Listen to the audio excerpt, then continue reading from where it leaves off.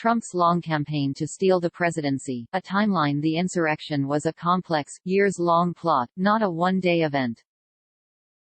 And it isn't over. The House Select Committee's investigation into the Capitol riot and the various media TikToks explaining what Donald Trump and his allies were doing in the days immediately leading up to it are casting new light on an important threat to American democracy. But the intense focus on a few wild days in Washington can be misleading as well. Trump's campaign to steal the 2020 presidential election began shortly after the 2016 election, and arguably the moment of peak peril for Joe Biden's inauguration had already passed by the time Trump addressed the Stop the Steal rally on January 6. A full timeline of the attempted insurrection is helpful in putting Trump's frantic, last-minute schemes into the proper context and countering the false impression that January 6 was an improvised, impossible-to-replicate event, rather than one part of an ongoing campaign. If Congress fails to seize its brief opportunity to reform our electoral system, the danger could recur in future elections, perhaps with a different, catastrophic outcome. Trump claims millions voted illegally in 2016, epitomizing the rare phenomenon of the sore winner. Trump insisted in late November 2016 that he would have won the popular vote as well as the Electoral College, if you deduct the millions of people who voted illegally. He repeated the lie for years and even claimed falsely in a June 2019 interview with Meet the Press that California admitted it had counted 1 million illegal votes. This wasn't just a tossed-off random Trumpian fabrication. His insistence that Democrats had deployed ineligible and probably non-citizen voters led to his appointment of a Presidential Advisory Commission on Election Integrity in May 2017. The commission was ostensibly led by Vice President Mike Pence but was more closely identified with its co-chairman Chris Kobach, the immigrant-bashing, vote-suppressing Secretary of State of Kansas. As David Daley explains, it was a wide-ranging fishing expedition that caught exactly 0 fish.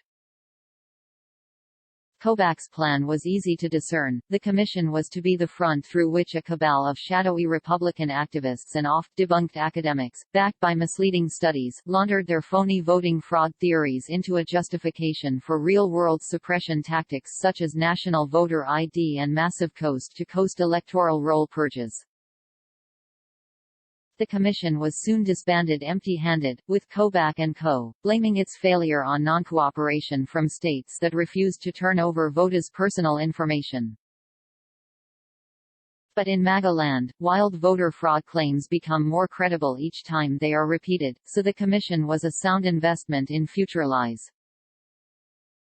Republicans raise bogus concerns about ballot counting in the 2018 midterms. In an effort to spin Republican losses in the 2018 midterm elections, House GOP leaders Paul Ryan and Kevin McCarthy seized on 4 contests in California in which Republicans led in early vote counting but lost when late mail ballots came in. Without alleging, much less proving, anything in particular, congressional Republicans suggested skullduggery in what was a normal trend in the counting of entirely legal ballots signed and mailed before Election Day but received afterward. I dismissed this GOP spin, which McCarthy was still pushing a year later, but warned that all this ex post facto delegitimization of elections that Republicans lost sounds like a dress rehearsal for how they'll behave if they do poorly again next year. The president himself made similar allegations after the 2018 midterms, though he focused on 2 races the GOP eventually won. On Veterans Day, Trump declared that Florida's Senate and governor's race should be called in favor of the Republicans who were ahead on election night, though legally cast overseas military and civilian mail ballots had yet to be counted.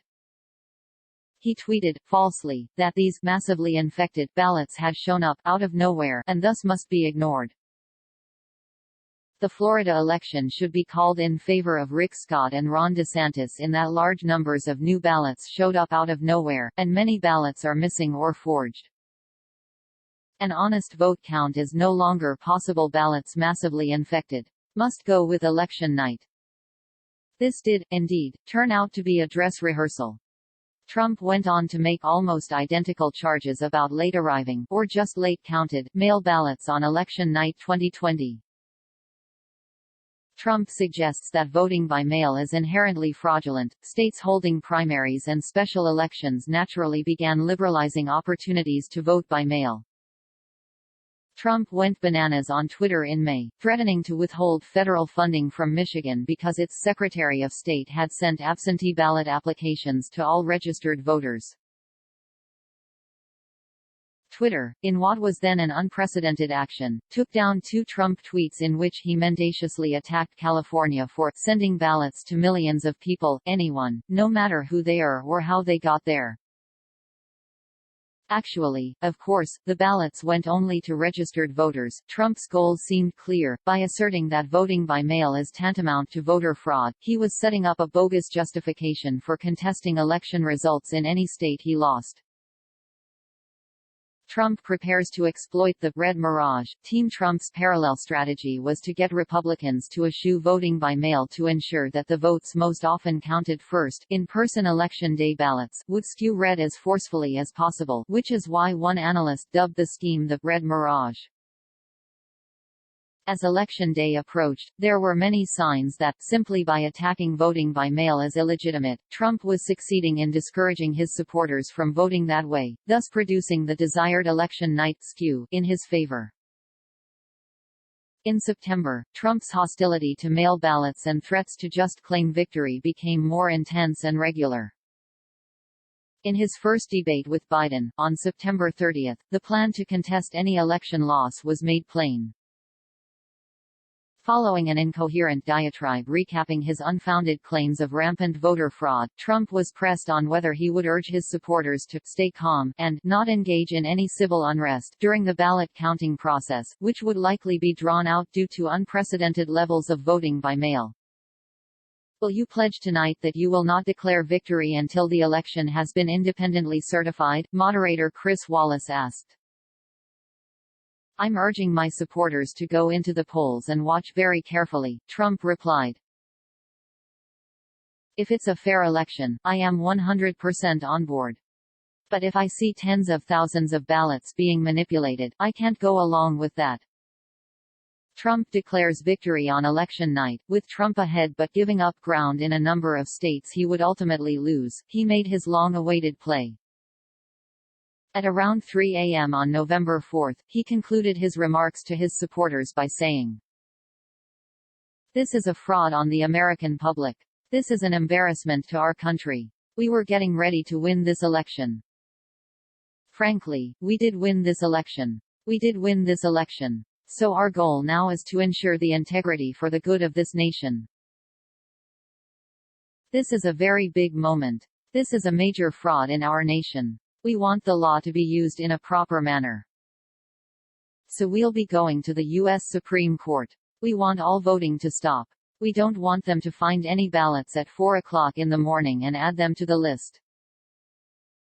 Okay, it's a very sad moment. To me, this is a very sad moment, and we will win this.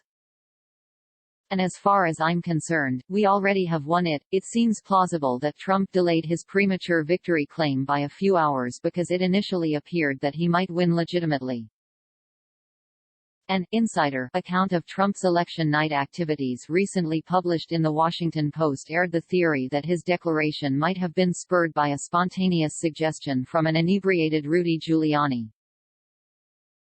But the many times Trump himself predicted he would do exactly this would indicate otherwise.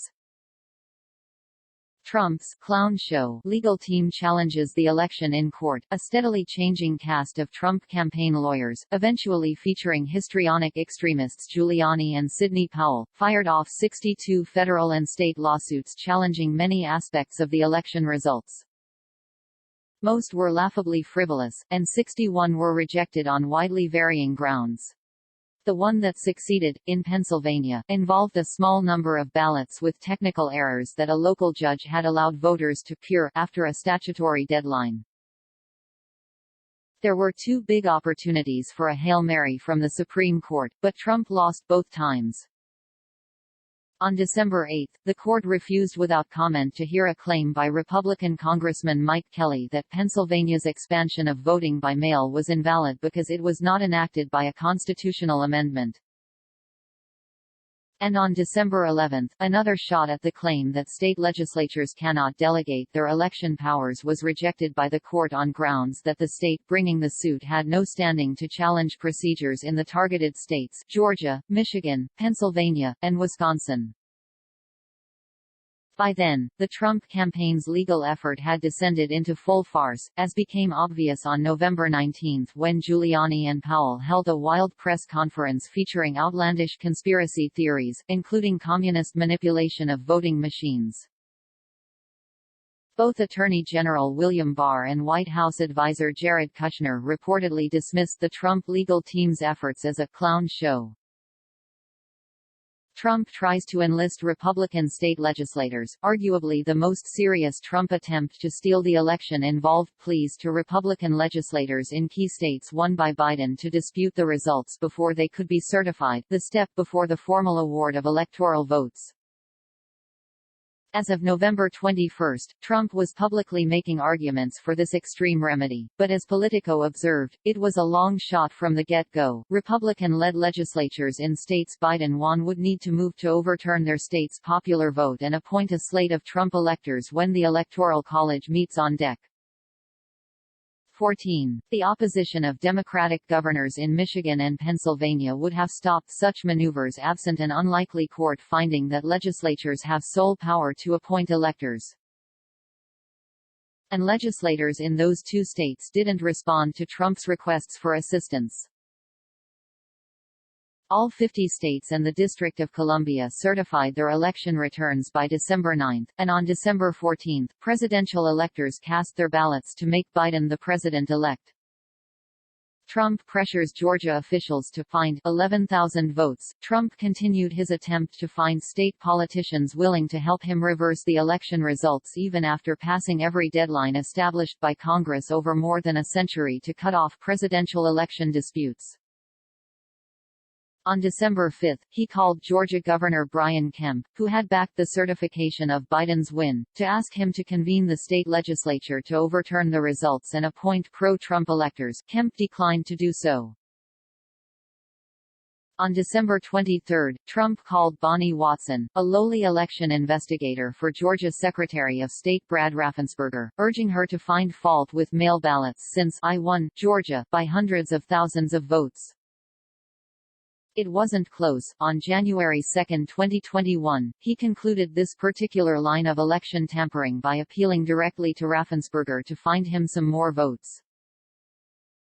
So look, all I want to do is this, the president said in a recorded conversation. I just want to find 11,780 votes, which is one more than we have. Because we won the state. Trump urges Justice Department to declare the election corrupt. Trump was also working the state angle from the other direction, conspiring in particular with acting Assistant Attorney General Jeffrey Clark to push Republican legislatures to investigate and possibly overturn Biden's victory. Clark drafted a letter to Republican officials in Georgia, claiming falsely that the DOJ was investigating various irregularities in the 2020 election. The letter urged them to convene a special legislative session to investigate these voter fraud claims and consider issues pertaining to the appointment of presidential electors. Clark reportedly prepared similar letters addressed to GOP legislators in Arizona, Georgia, Michigan, Nevada, Pennsylvania, and Wisconsin. None of these letters was ever sent out because Acting Attorney General Jeffrey Rosen and Acting Deputy Attorney General Richard Donahue refused to go along. There is no chance that I would sign this letter or anything remotely like this, Donahue told Clark in an email obtained by ABC News. In recent closed-door testimony before the Senate Judiciary Committee, Rosen said his month-long tenure as acting attorney general was marked by Trump's persistent efforts to have the Justice Department discredit the election results.